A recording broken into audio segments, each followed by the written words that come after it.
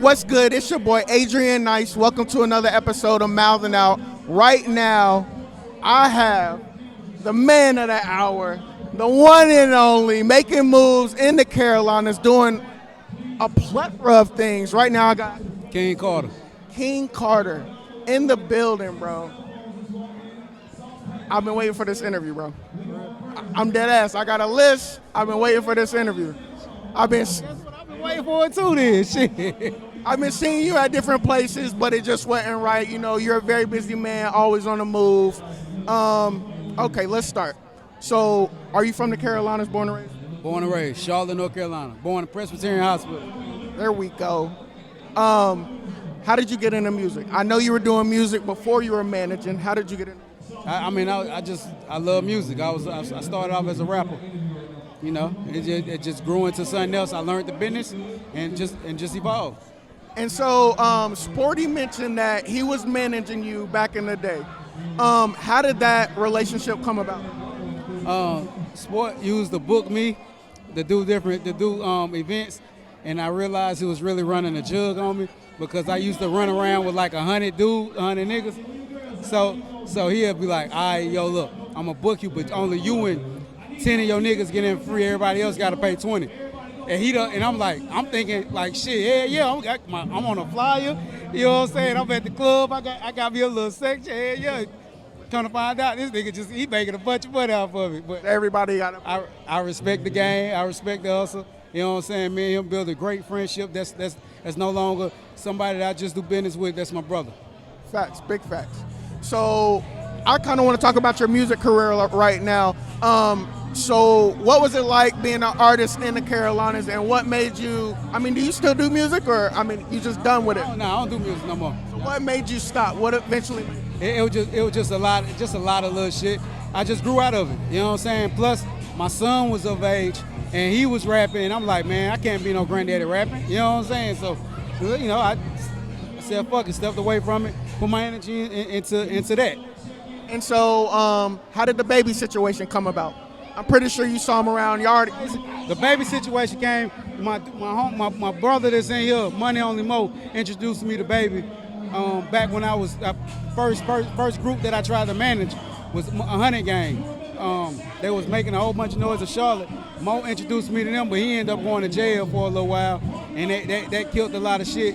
And me and Baby just kept a relationship, and we ended up rocking, and it worked. And y'all been rocking with each other for a while now, right? Yeah, it's been since 2015.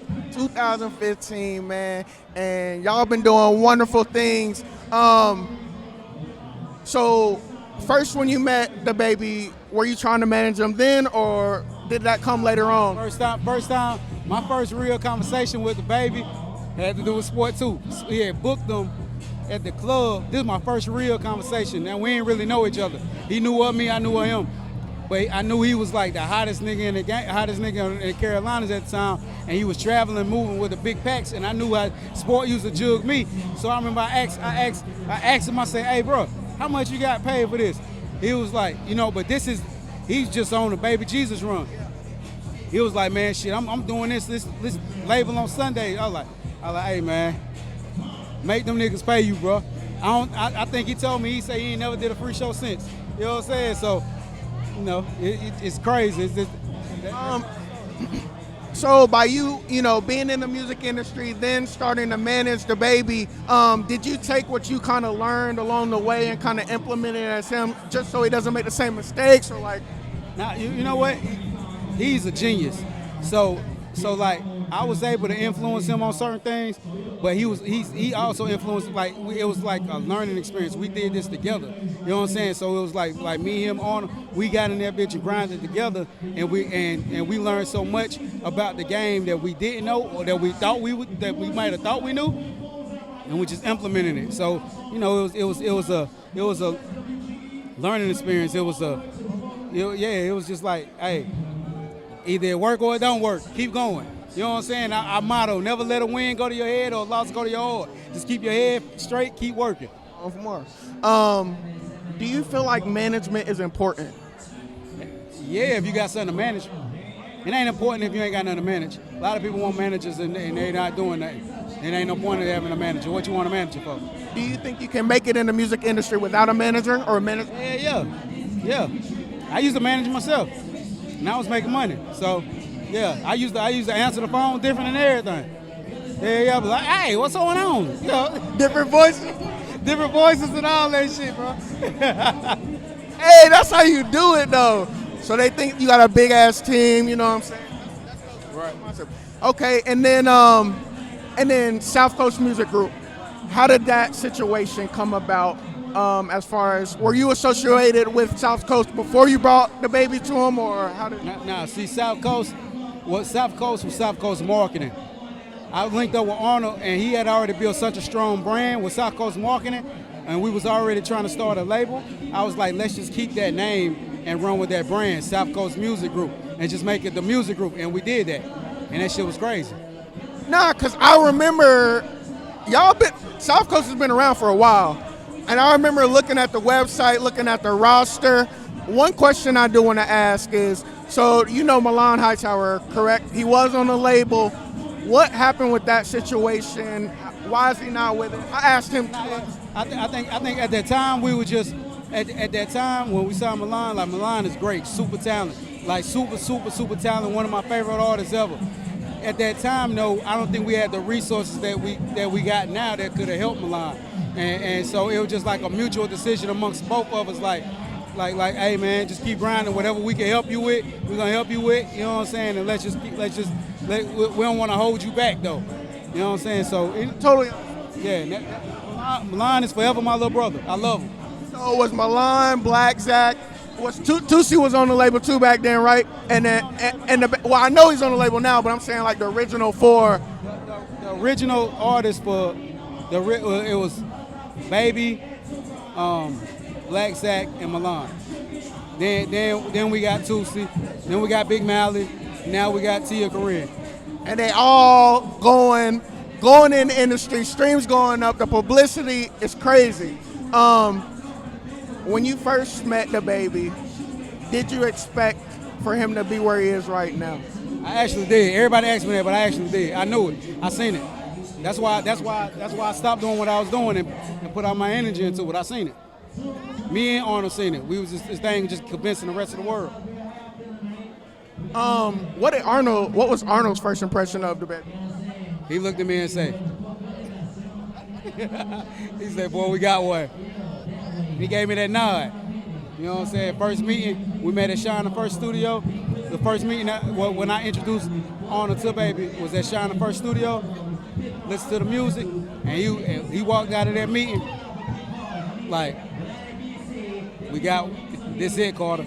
Get ready. So now you got your own label, Social Currency. What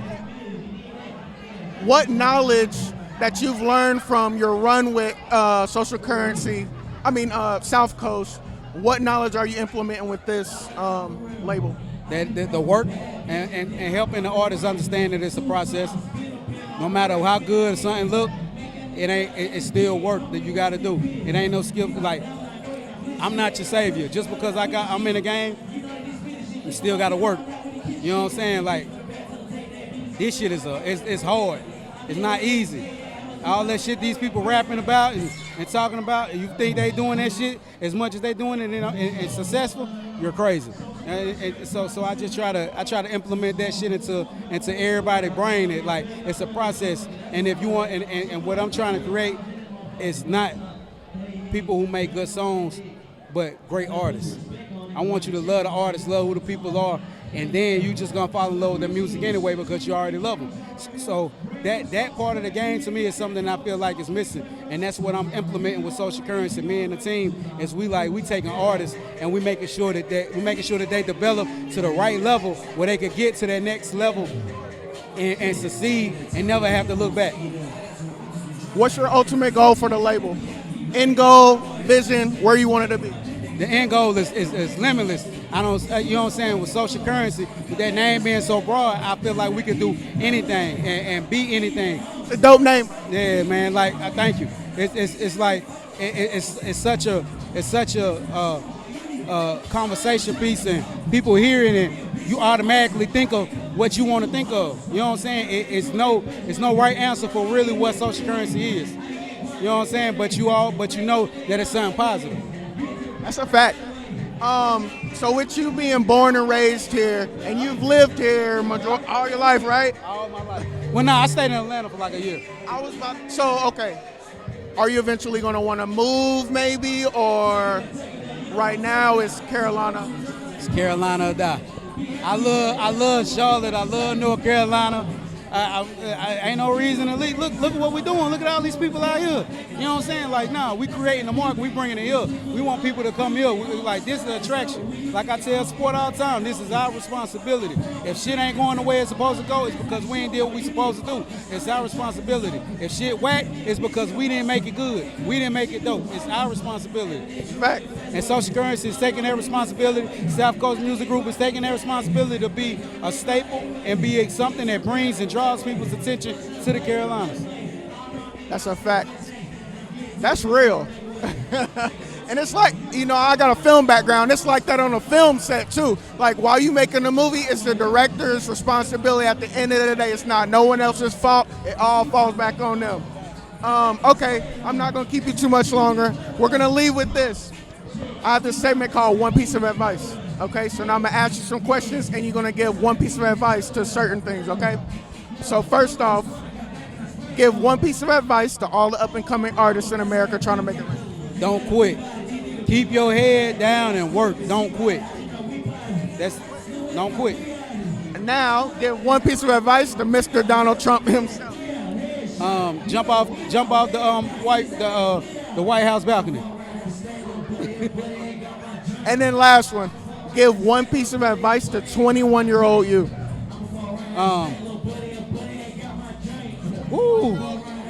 What would you get out them streets faster? Yep. It ain't. I thought I was doing something in these streets.